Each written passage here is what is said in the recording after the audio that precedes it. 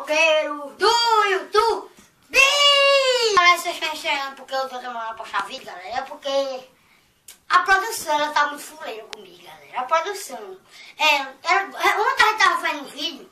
A produção, ela não quis terminar de fazer o vídeo, galera. Ela não quis terminar. Galera, a gente tava fazendo o trampo lá, fazendo parte por parte. Quando a gente dá um pause na cama pra fazer o trampo lá, aí já sai. Agora já vai começar, viu? Vai. 1, 2, 3.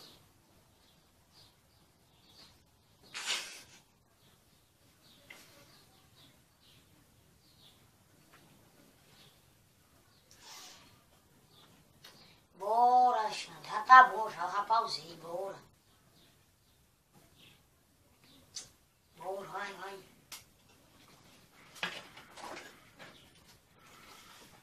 Oxe, bora, tá só um pouquinho só.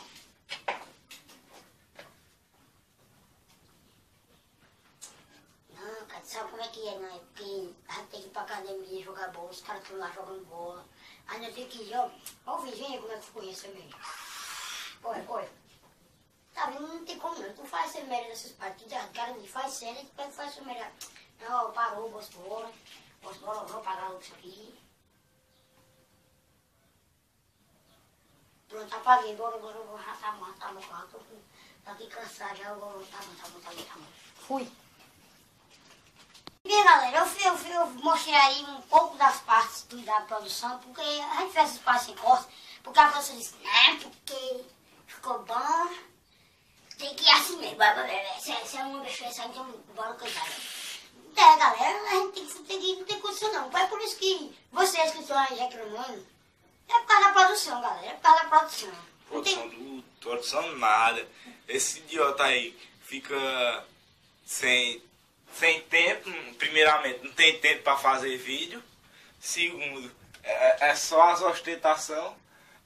Se eu for fazer vídeo quando bater 80 views. Quem disse é tu, nojento? Galera, todo dia eu venho aqui, galera, pra fazer vídeo. E ele, não, veja os vídeos aqui. Aqui, ó, tá 200, tá 145, tá não sei o que, tá em 160, ó. Faz 3 pessoas pra ver logo o negócio aí, não bateu 80. A gente não tá tendo vídeo pra sortear, pra que tá se preocupando com o vídeo? Galera, não tem condição não, um negócio desse não. Então, se vocês gostaram do vídeo aí, dá um like. E próximo, amanhã, galera.